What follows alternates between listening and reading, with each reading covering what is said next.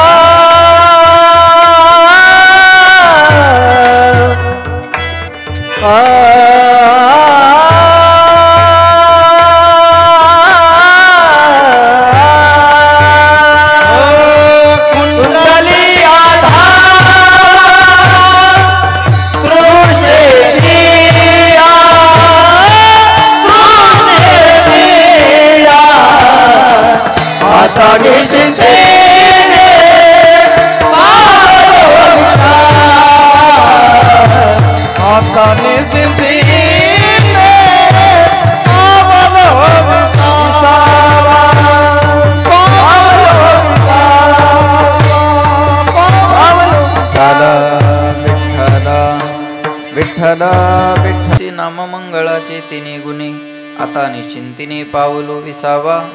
कुंटलिया धावा तृष्णेची या तुका मने मुक्ती परनिली नोवरी आता दिवस चारी खेळी मेळी आता निश्चिंतिनी पावलो विसावा कुंडलिया धावा तृष्णेची या समचरण सरोजम सांद नीलांबुदाभम जगननीत पाणी मंडनं मंडनानं तरुण तुलसीमालां कंदरं कंजनेत्रं सदैधवलहासं विठ्ठलं चिन्तयामि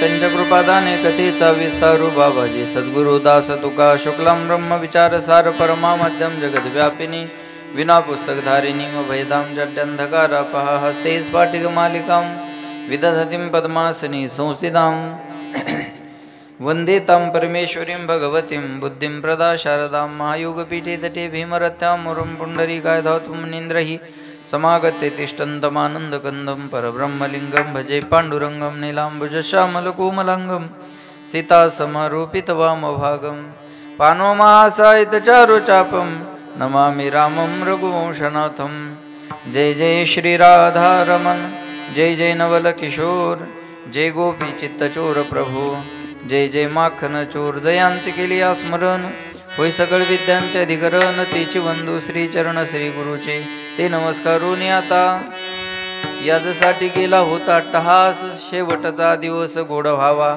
आता निश्चिंतीने पावलो विसावा कुंडलिया धावा तृष्णेची या प्रस्तुत प्राप्त प्रसंगी प्राप्तस्थळी चिंतन रूपी सेवेकरता निवडलेला अभंग याचे यावत भूतलावर जन्माला आलेल्या जडजीवाचा उद्धार करण्याकरिता आपला देह अखंड जिजीवणारी वितराग संपन्न पंचमी निर्माते महाराष्ट्र भूषण देवनिवासी जगद्गुरु जगदवंदनीय सकल कंठभूषी ज्ञानेश्वरी जगद्गुरु तुकोबाराय यांचा उत्कृष्ट असा चारचरणाचा आपला शेवट कसा गोड झाला याचं प्रतिपादन करणारा अभंग सेवेकरता निवडलेला आहे.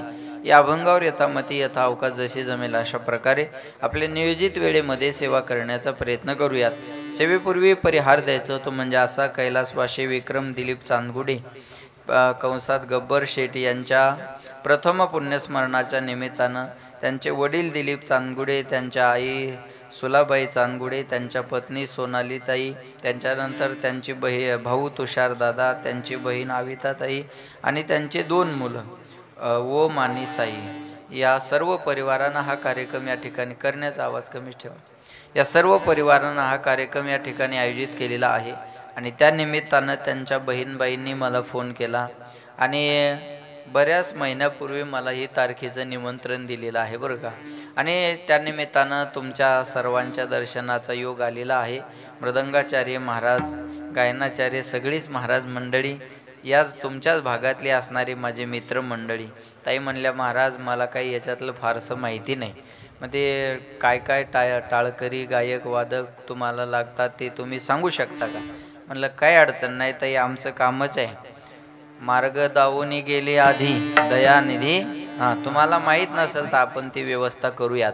मग आमच्या इकडं कपिल महाराज मित्र आहेत, त्यांना फोन केला, म्हटलं असं असं आहे, तुम्ही इथपर्यंत या वेळेत पोचा. आणि ती सगळी मंडळी हजर झाली. मी त्यांना पहिल्यांदा धन्यवाद देतो. आणि प्रत्यक्ष ईश्वरच हजर आहे आज, आहे का नाही. ईश्वर मामासुद्धा या ठिकाणी उपस्थित आहेत. मृदंगाचार्य उद्धव महाराज, वा वा, असं आहे का, अरे वा. महाराजही लक्ष्मण महाराज, पांडुरंग महाराज सुद्धा या ठिकाणी उपस्थित आहेत. हरिभक्त परायण मधुकर महाराज आहेत. आणि ही वारकरी शिक्षण संस्था आहे. साऊंडवाले दादा आहेत, पेटी मास्तर महाराज उपस्थित, सगळी श्रोते मंडळी, सर्वांना धन्यवाद. मस्तक हे पायावरी या वारकरी संतांच्या सर्वांच्या चरणी विनम्र अभिवादन आणि सेवेला सुरुवात. विठाला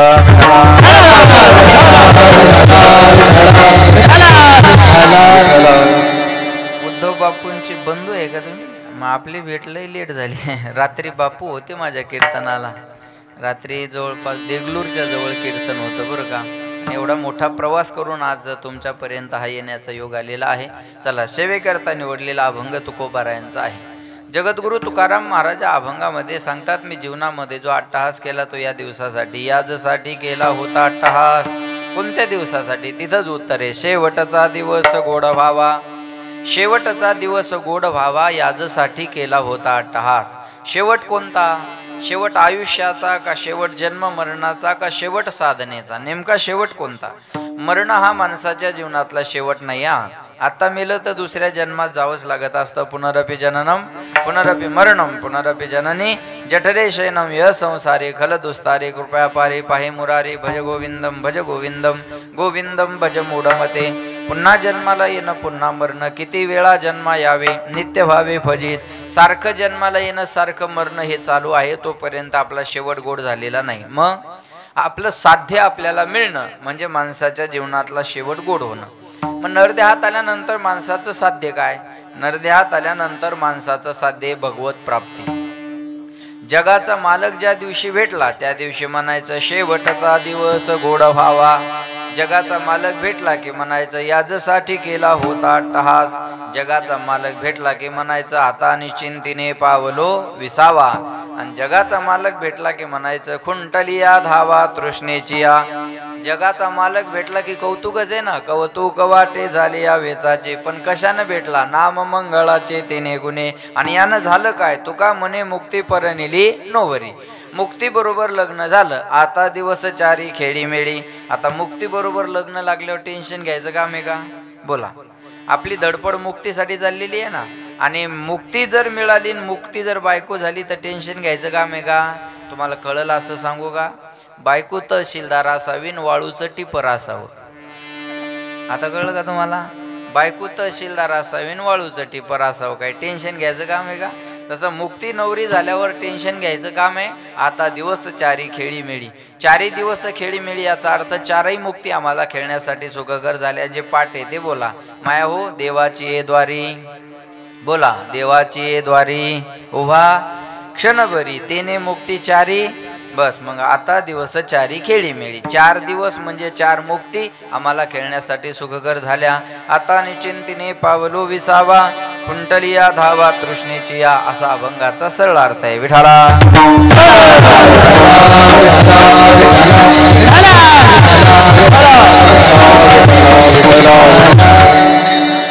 सज्जनो, प्रत्येक माणसाच्या जीवनातले 2 दिवस महत्वाचे असतात. मॉनिटरचा थोडा आवाज ठेवा. एक येण्याचा दिवस आणि दुसरा बोला, जे पटापट बोला, जाण्याचा दिवस. ज्याला येण्याचा दिवस मिळतो त्याला जाण्याचा दिवस मिळतो. ज्याचं बारसं झालं त्याचं 13 होणार. आया है सो जाएगा राजा रंग फकीर, कोई सिंहासन चढ गया कोई बांध गया जंजीर. महाराज म्हणले येत नाही उरो आले अवतार, येरते पामर जीव किती. अवतारांना अवतार कार्य संपून जावं लागलं, अवतारांना जावं लागलं. मग अवतावरल्याला वेळ लागणार आहे का? उपजली या पिंडा मरण सांगाते, मरते उपजते सवेची ते. जन्माले बाळ त्याची वाट पाहे काळ. ज्या दिवशी बाळ जन्माला आलं ना त्या दिवशीपासून काळ त्याची वाट पाहत असतो. घडी घडी काळ वाट याची पाहे. अजून किती आहे अवकाश, आयुष्य मोजावया बैसला मापारी. तुकारे व्यवहारी संसाराच्या, जायाचे शरीर जाईल क्षणात. कहा गोपीनाथ पावेचे ना, शरीर जायाची ठेवणे. महाराज म्हणतात सज धज के जब मौत की सैजादी आएगी, ना सोना कमाएगा ना चांदी आएगी.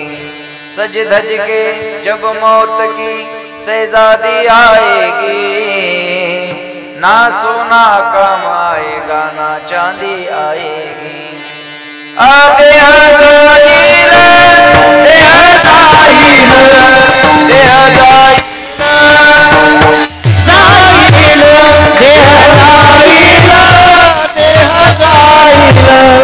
देह जाइल देह जाइल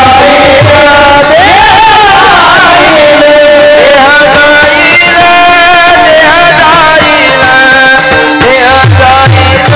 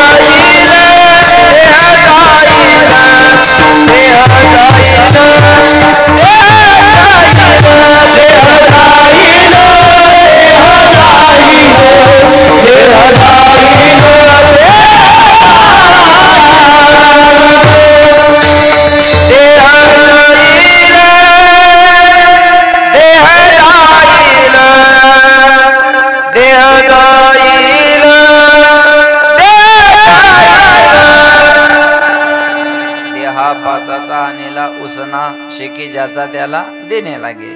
पृथ्वी, आप, तेज, वायू आणि आकाश या पंचतत्वानं हे शरीर बनलेलं आहे. मेल्यानंतर या पंचतत्वात ते विलीन होत असता. मग जो आलेला आहे तो जाणार आहे, याच्यात शंका नाही. आजा मेला, बोला पंजा नाही बरं का, पंजाबी मेलाच तसा. आजा मेला, पंजा मेला, बाप मसना नेला, देखत देखत नातू पंतू तोही तैसा झाला. उठा उठा जागा, पाठी भय आले मोठे, आता जागा रे भाईनो जागा, आता जागा रे भाईनो जागा, आता जागा रे भाईनो जागा, आता जागा रे भाईनो जागा.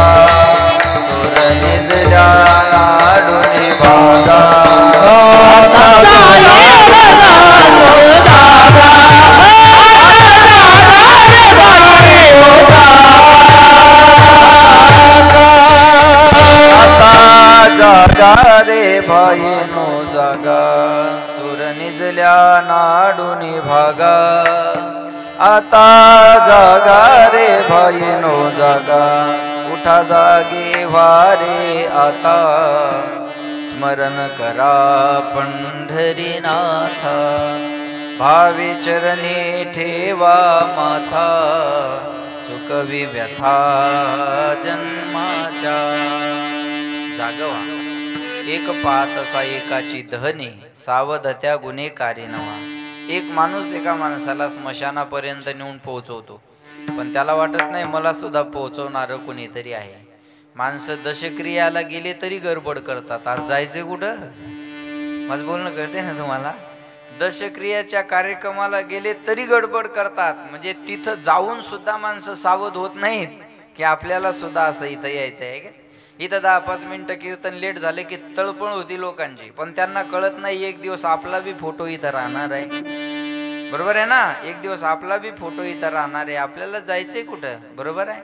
आज मी विक्रमदादांच्या पुण्यस्मरणाचं कीर्तन करतोय, उद्या तुमच्याही कोणीतरी करणार आहे, म्हणजे लगेच नाही, जेव्हा असन तेव्हा. बरोबर आहे का.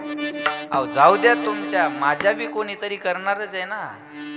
आज मी त्यांच्या पुण्यस्मरणाचं कीर्तन करत असेल तर मी काय अमर आहे का, मी काय अमर पट्टा बांधून आलेलो नाही ना महाराज. बरोबर आहे ना, लक्षात येते का.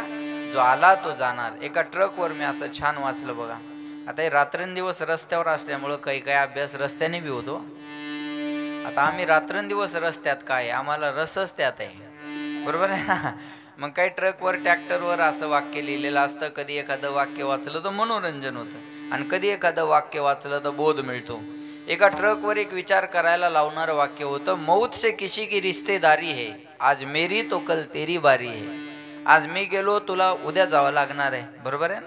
लक्ष दिलं तर कळेल बरं का. एका उत्साही कार्यकर्त्यानं कुठं काय लिहावं हे कळलं पाहिजे. या निवडणुकीच्या धामधुमीत एका उत्साही कार्यकर्त्यानं मशानभूमीतच लिहिलं, 2024ला साहेब येणार म्हणजे येणार. ज्यांना कळलं त्यांना धन्यवाद, बाकी जाईन प्रसाद घेतल्याशिवाय जाऊ नका. आता इथं आणतो का साहेबाला तू. आता लक्षात ठेवा, जो आला तो जाणार आहे. म्हणतात ना, एक दिन तेरी भी डोली निकल जाएगी, चार कांधों पे सज धज के चली जाएगी. एक दिन तेरी भी डोली निकल जाएगी, जिबड़ा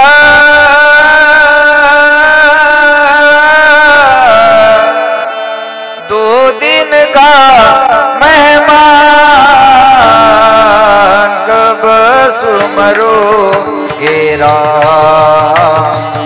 अब तुम कब सुमरो गेरा, अब तुम कब सुमरो गेरा, अब तुम कब सुमरो गेरा.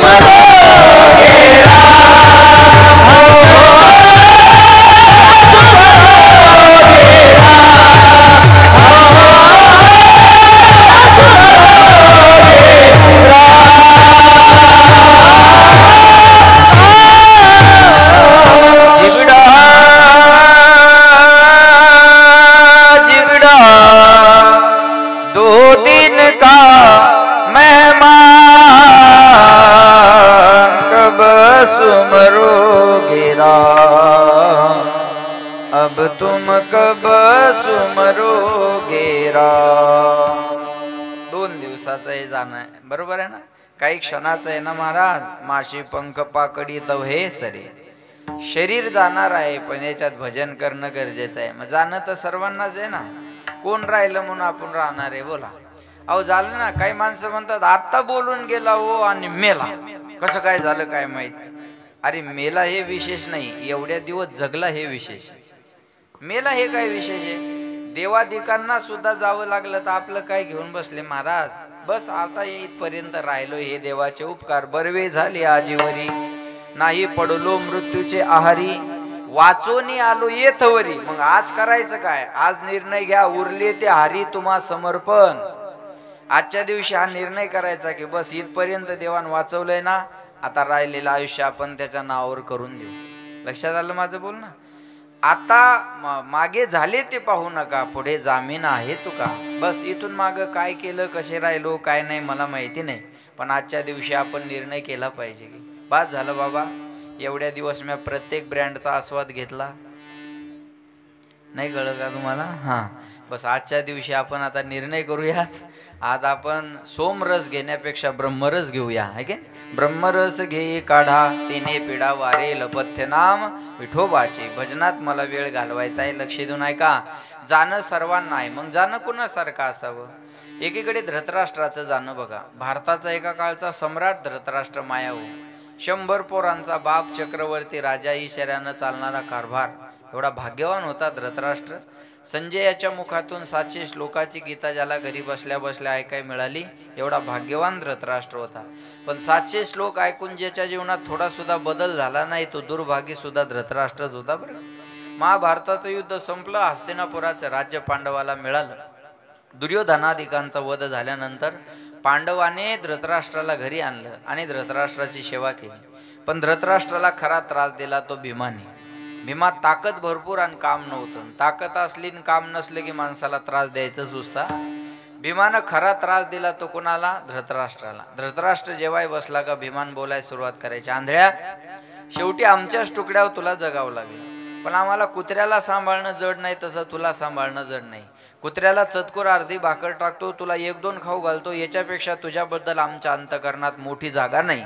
आणि तुझ्या अन्न खातोय, अन्नाचा घास तुझ्या मुलाच्या रक्ताच्या थेंबानं बनलेला आहे, बघ तुला जेवायचं का नाही जेवायचं. आता असं बोलल्यावर जेव्हा वाटेल का माया?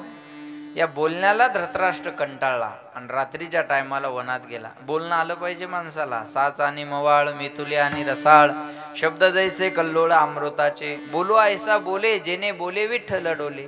बोलणं येत नाही काही लोकाला. मी आजारी पडलो ना, आमच्या गल्लीतल्या बाया मला भेटायला आल्या, म्हणे महाराज काय झालं? म्हणलं येऊ नको, आहे मी अजून दमदरदरची.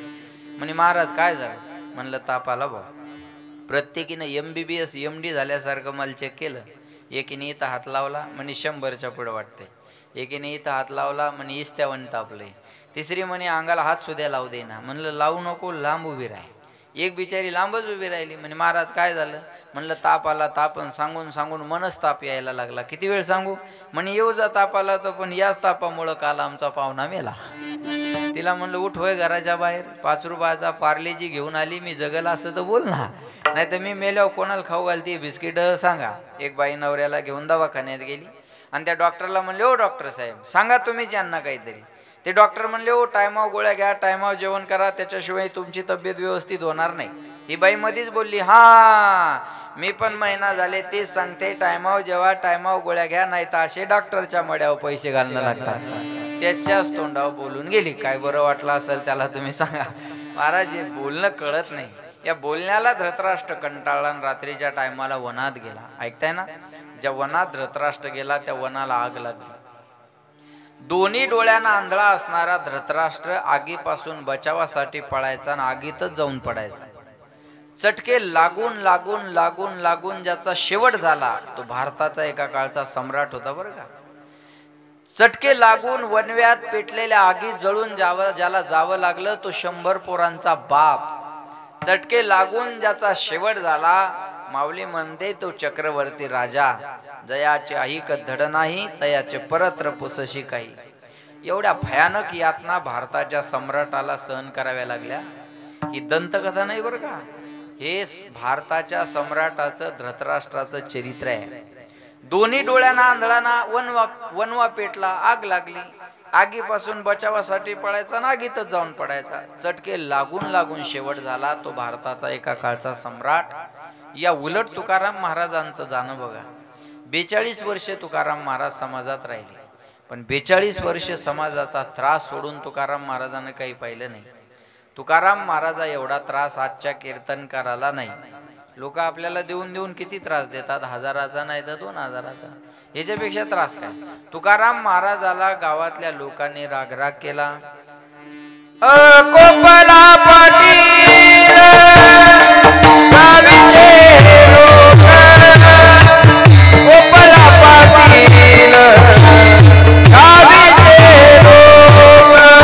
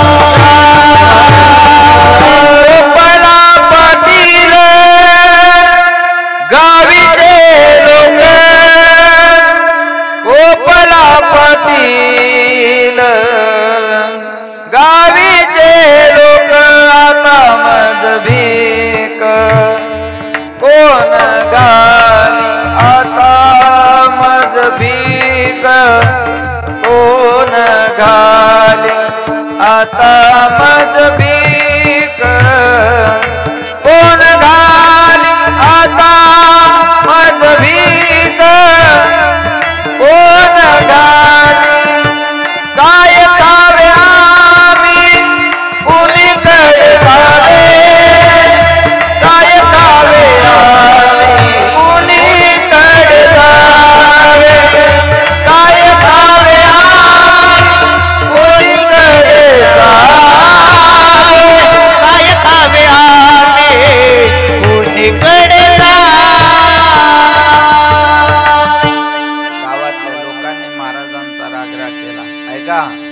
तुकाराम महाराजाची गाथा लोकांनी पाण्यात बुडवली. बघा, आपला माथा सुधरावा म्हणून ज्यांनी गाथा लिहिला, आपल्या माथ्यानं तो गाथा पाण्यात बुडवला.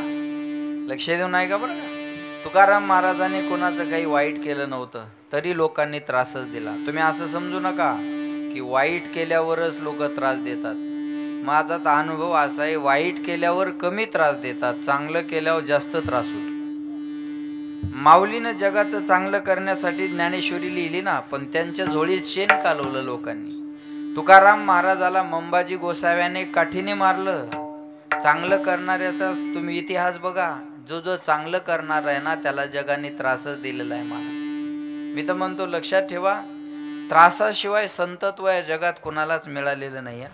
त्रासाशिवाय संतत्व जगात कोणाला मिळालेलं नाही. महाराज माथा, आपला माथा त्या गाथ्याला पाण्यात बुडवू शकतो, इथपर्यंत आपला माथा जातो. लक्षात ठेवा. गाथा महाराजांची पाण्यात बुडवली. गावातल्या लोकांनी महाराजांचा रागराग केला. या त्रासाला महाराज कंटाळले. कधी ना कधी कोणत्या ना कोणत्या त्रासाला माणूस कंटाळतो आणि एखाद्या निर्णयापर्यंत येत असतो. माया हो, बोला. एखाद्या मुलीला सारखा सासरचा त्रास झाला की आठवण कुठली येते? बोला ना, बोला ना. तुमचा 5वा हप्ता जमा झाला नाही का अजून? हा, तुम्ही एवढ्या टेन्शन मध्ये का बसलात बरं? बोला, लक्ष द्या. एखाद्या मुलीला सासरचा त्रास झाला की कुठली आठवण येते? माहेरची येते, बरोबर आहे ना? तसं महाराज म्हणतात, मला सुद्धा माझ्या माहेराला जायचंय. आपुल्या माहेरा जाईन मी आता, निरुपया संता हाती आला. एखाद्या मुलीला सासरचा त्रास झाला की ती काय म्हणते बघा बरं का. पण आता सासूरवास राहिला नाही, आहे की नाही? आता सुनवास आहे. पहिली एकच चर्चा राहायची, नवरा कसा भेटतो ही चर्चा नसायची. हा मामा, सासू कशी भेटती, सासू कशी भेटती, सासू कशी भेटती, सासू कशी भेटती. आता सासूलाच भीती आहे, महाराणी येतीच कशी, ठेवती घरात का काढतील आता मारून घराच्या बाहेर. पण येतीच कशी ही भीती नाही, येतीच का नाही ही भीती आहे. पहिल्यानं असं म्हणायचे, चांगली बायको मिळायला काय लागतं? नशीब. आता बायको मिळणं हेच नशीब झालंय. एका पोराला म्हणलं, तुला लग्नासाठी पोरगी कशी पाहिजे? म्हणे फक्त जिवंत पाहिजे, बाकी काहीच अपेक्षा नाही म्हणे. आम्ही पोरीच राहिल्या नाही ना.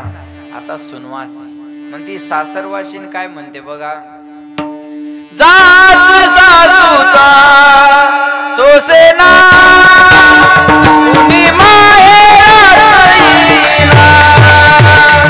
जात सासूचा सोसेना कुणी माहेरा जाईना. जात सासूचा सोसेना कुणी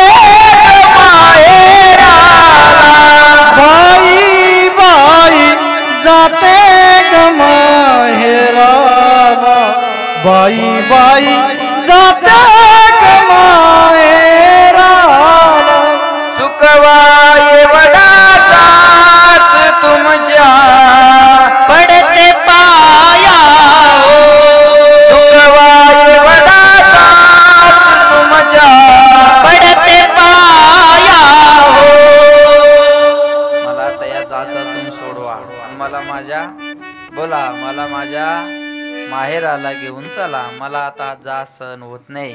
महाराज म्हणले, मला सुद्धा आता या जगाचा त्रास सहन होत नाही, मला सुद्धा माझ्या माहेराला जायचं. मग साधू संताला विनंती करतात, पुढचं म्हणायचं अर्थ, तुम्ही संताधिक संत मनाविता कृपा एवढा करा उपकार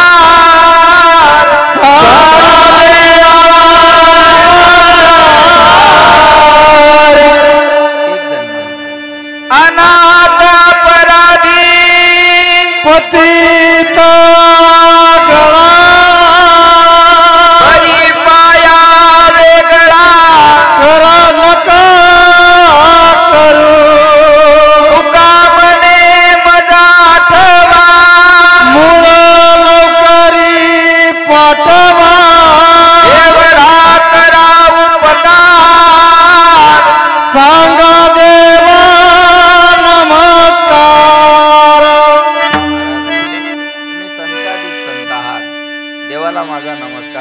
काय सांगा देवाला, तुका म्हणे मज आठवा आणि मूळ लवकरी मला कोणाला तरी घ्यायला पाठवा.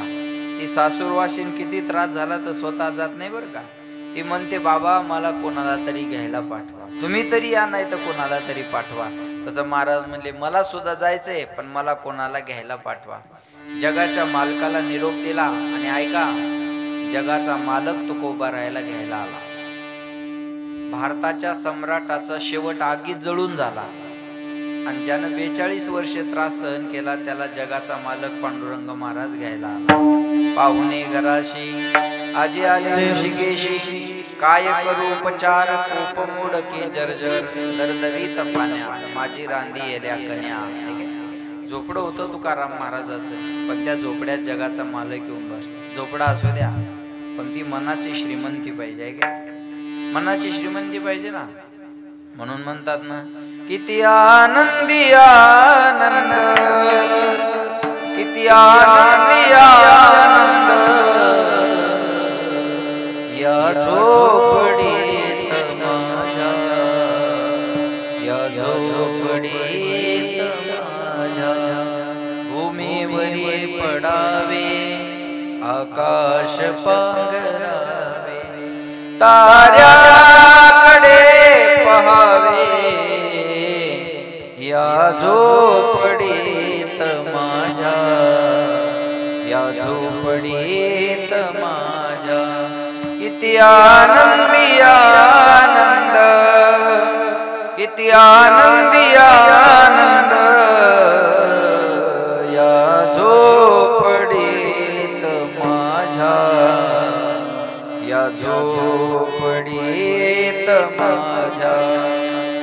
झोपडा असू द्या पण त्याच्यात आनंद पाहिजे. कोटीचा बंगला आहे रोज भांडण आहे, काय फायदा आहे त्याचा. 1.5 लाखाचा मोबाईल आहे शिवाय देण्यासाठीच घेतला, 1200वर भागतंय ना, काय फायदा आहे त्याचा सांगा. मला सांगायचं काय, एवढा आनंद पाहिजे. तुकाराम महाराजाच्या झोपडीत आनंदाचा कंद येऊन बसला. भगवंत म्हणले चला मी तुम्हाला घ्यायला आलो. तुकाराम महाराज म्हणले मी एकटा येणार नाही, माझ्या बरोबर कोणाकोणाला यायचं मला विचारू द्या. मग महाराज गावात आले, चला माझ्या बरोबर वैकुंठाला, मला भगवंत घ्यायला आले. कोणी महाराजाच्या शब्दावर विश्वास ठेवला नाही. तुकाराम महाराजाच्या शब्दावर लोकांचा विश्वास नव्हता. तू तर सानप महाराज आहे. हा, तुकाराम महाराजाला लोक पागल म्हणले आणि भजन करणाऱ्याला लोक पागलच म्हणतात. एखाद्या घरी आम्ही गेलो की ती बाई म्हणते महाराज आमच्या आत्याला देव आवडत नाही, आमच्या मामाला देव आवडत नाही, माझ्या नवऱ्याला देव आवडत नाही, पण आमचं पोरग मंदिराशिवाय राहतच नाही. कसं काय पागल जन्माला आलं काय माहिती. आमच्या कुळी नव्हते ऐसे, हेची पिशे जन्मले किंवा निवडले. भजन करणाऱ्याला लोक पागल म्हणतात. आता ताईनं या परिवारानं एवढा मोठा कार्यक्रम ठेवला, मग चांगलं म्हणत असतील नाही, चांगलं म्हणत नाही महाराज लोक, बरोबर आहे. भजन कीर्तन परमार्थ करणाऱ्याला लोक चांगलं म्हणत नाही, रिकाम टेकडे येत म्हणतात, यांना काम नाहीत. विठाला विठाला.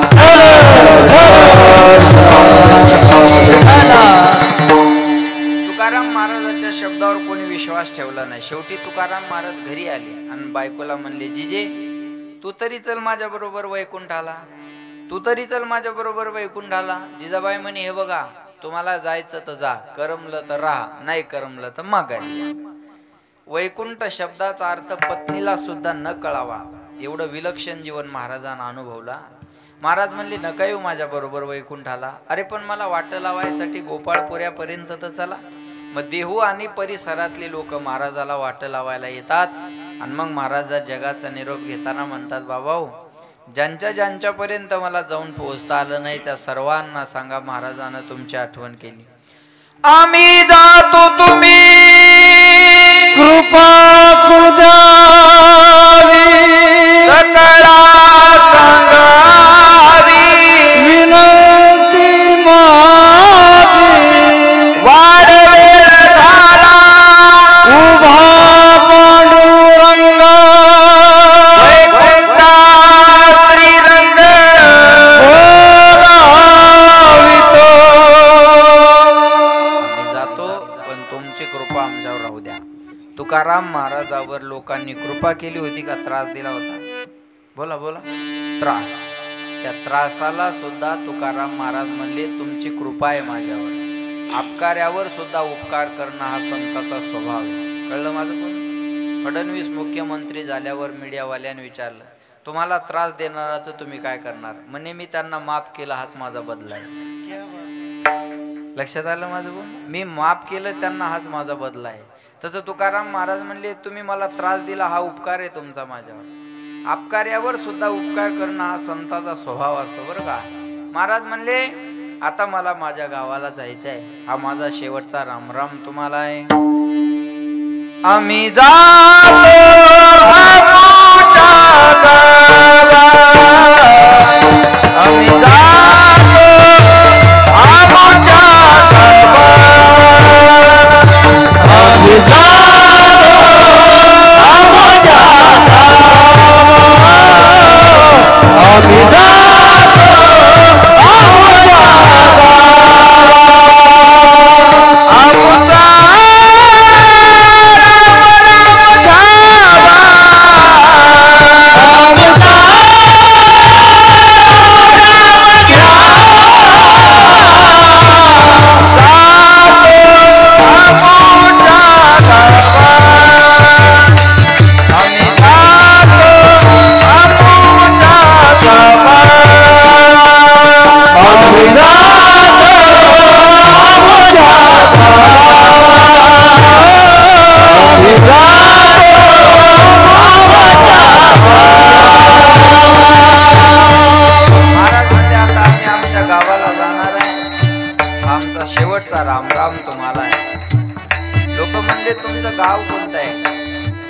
महाराज म्हणले, आम्ही वैकुंठवासी आलो याची कारणाशी, बोलिले जे ऋषी साच भावे वर्ताया.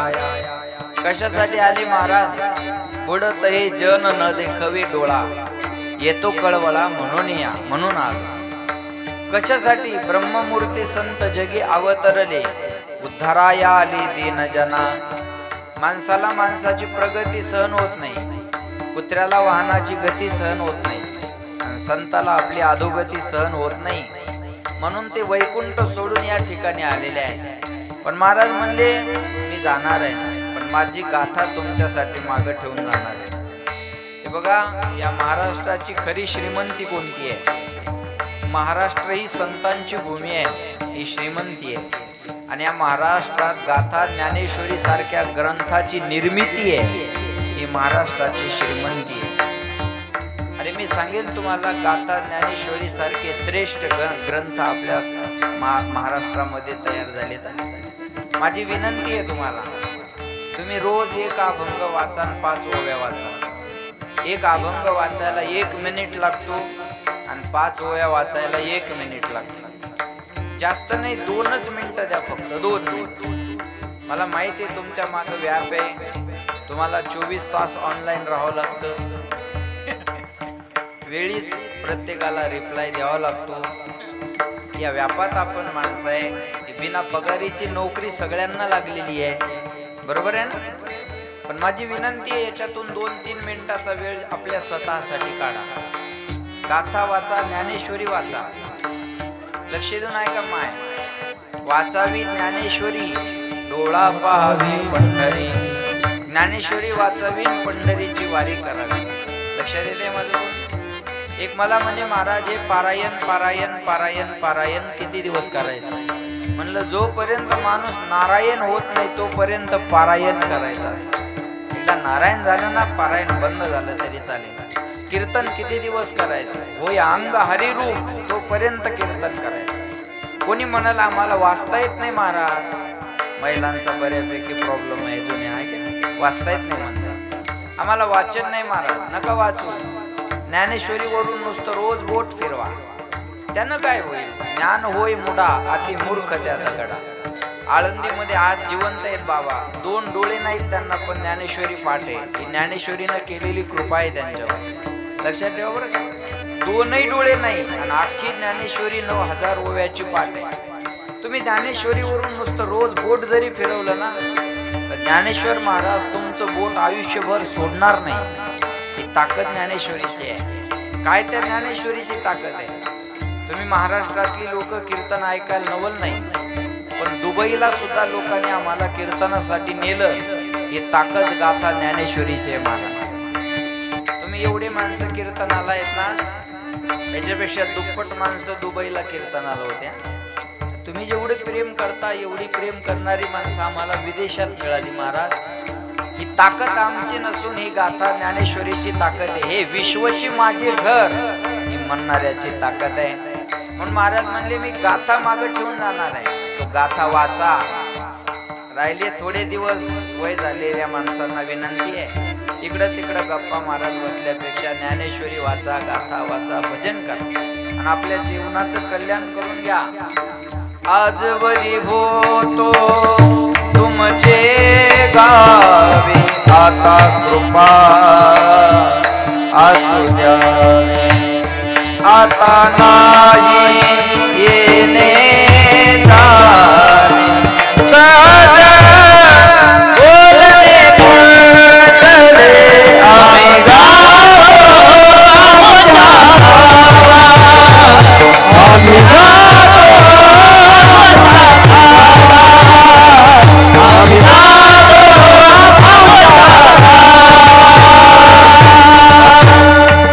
आम्ही गातो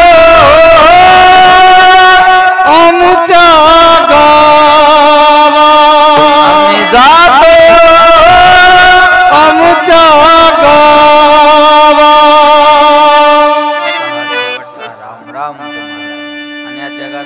आम्ही महाराज म्हणले आता मला माझ्या गावाला जायचंय. आपल्या सगळ्यांचं गाव हे नाही, आपल्या सगळ्यांचं गाव आहे जिथून आलो ते, बरं का. लक्ष देऊन ऐका. कोहम कतमिदम जातम कोवई करता से विद्येते. आहे मी कोण कोणी गावीचा, एकटा ठाईचा ठाई एक. मी कोणत्या गावचा आहे, कुठून आलो, काय करायचं, कुठं जायचं याचा विचार केला पाहिजे. महाराज म्हणले आता मला माझ्या गावाला जायचंय. हा माझा शेवटचा रामराम तुम्हाला आहे. आणि मृत्यूच्या डोक्यावर पाय देऊन सदेह वैकुंठ गमन तुकोबाराय करतात. आणि मग जगाला सांगतात बाबा हो, भारताच्या सम्राटाला वनव्यात पेटलेल्या आगीत जळून जावं लागलं, पण 42 वर्ष जगाच्या मालकाचा अट्टहास केला, तर जगाचा मालक मला घ्यायला आला. याच्यासाठीच मी अट्टहास केला. यासाठी केला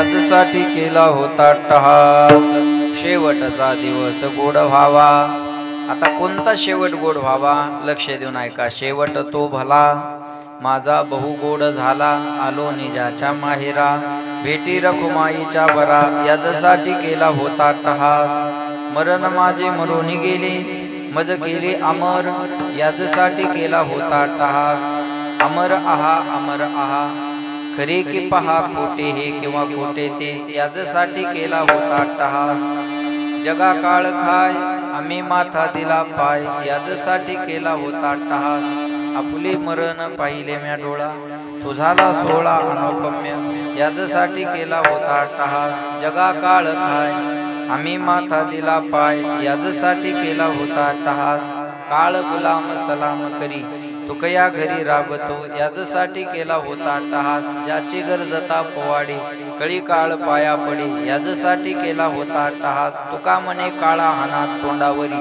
भाता भरा हरी रामबाने याजसाठी केला होता टहास तुकाराम तुकाराम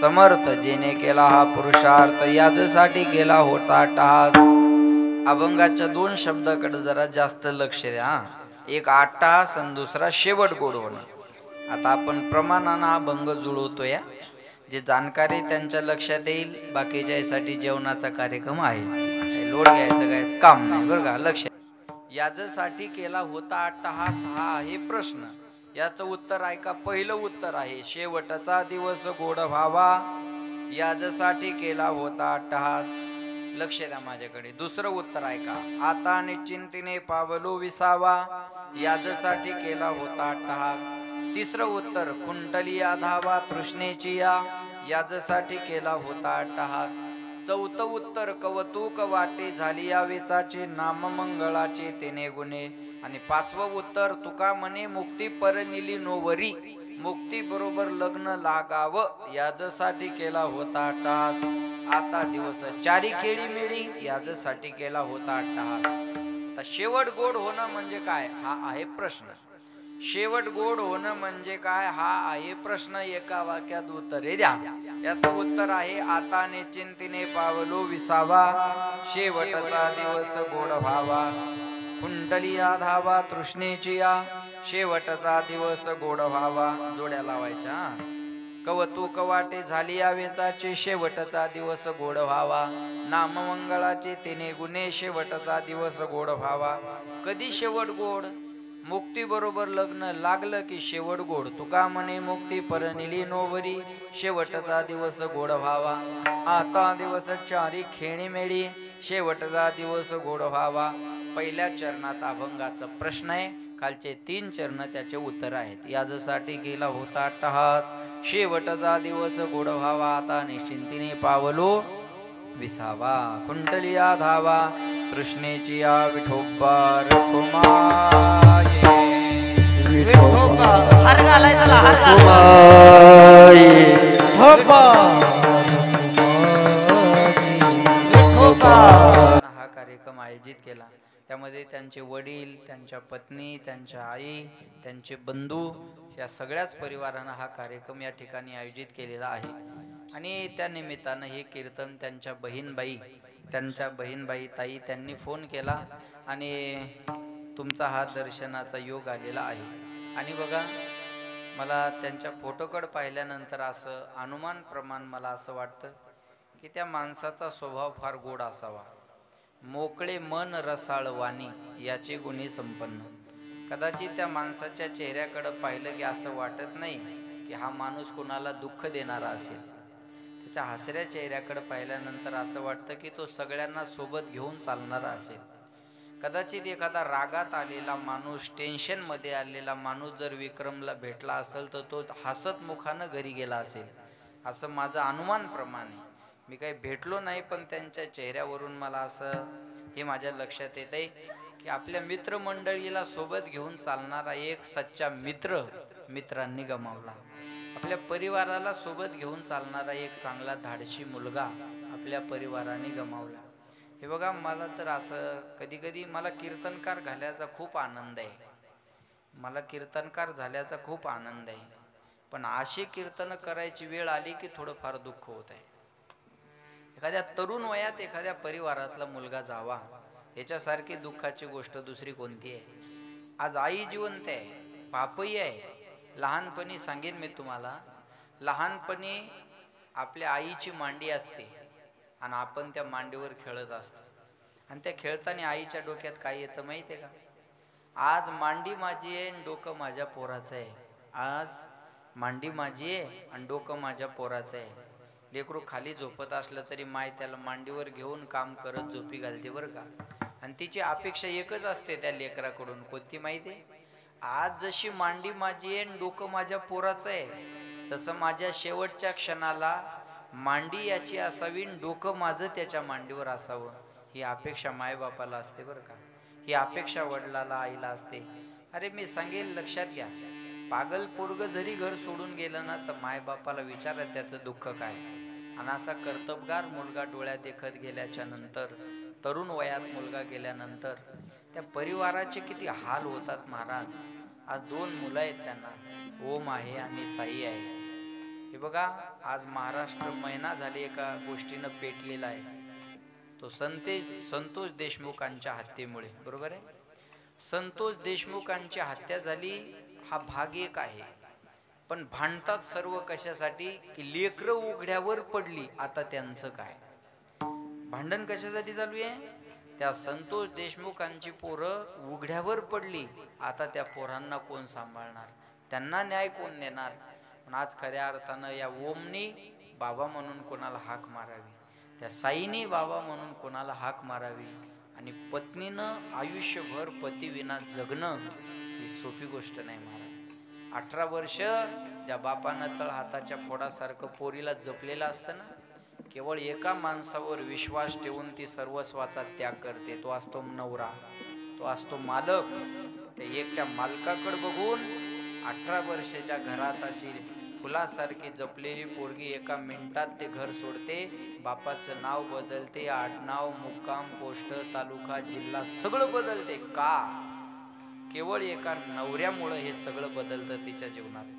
केवळ नवऱ्यावर विश्वास ठेवून. घरातल्या माणसांनी त्रास देऊ द्या तिला, पण नवऱ्यानं गोड बोलावं. ती म्हणते अहो देऊ द्या, त्यांनी त्रास दिला तर तुम्ही मला माझ्यावर प्रेम करताना मला याच्यात आनंद आहे आणि तुमच्यासाठी मी करेल सहन सगळ्यांचं, फक्त तुम्ही माझ्यासोबत प्रेमानं वागा. बस अपेक्षा असती नवरा, अपेक्षा असतो नवरा, सर्वस्व असतो नवरा.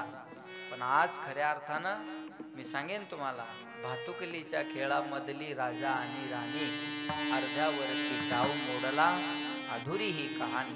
सोपं नसतं महाराज. आपल्या प्रेमाचा माणूस गेल्यानंतर, माझं बोलणं लक्षपूर्वक आहे का, आपल्या प्रेमाची व्यक्ती गेल्याच्या नंतर मरण येत नाही म्हणून जगावं लागतं, एवढाच त्याचा अर्थ आहे. आज खऱ्या अर्थानं त्यांच्या पत्नीला जगण्याची इच्छा नसेल, पण दोन पोरांकडे पाहून त्यांच्यातच विक्रमला पाहून जगणं हे त्यांच्या समोर असेल. समजून सांगणारे पण हेच सांगतात, अगं आता तुला ह्या पोरांसाठी जगायचंय. बापाला सुद्धा हेच सांगतात, आईला सुद्धा हेच सांगतात की राहिला तो एवढ्या दिवस, संपला असेल त्याचं आयुष्य. पण या सांगण्यासारख्या गोष्टी सोप्या नाहीये महाराज.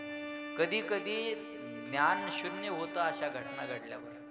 10-20 हजार समाज आम्ही शब्दाने खाली बसवावा एवढी ताकद आमच्या शब्दामध्ये आहे.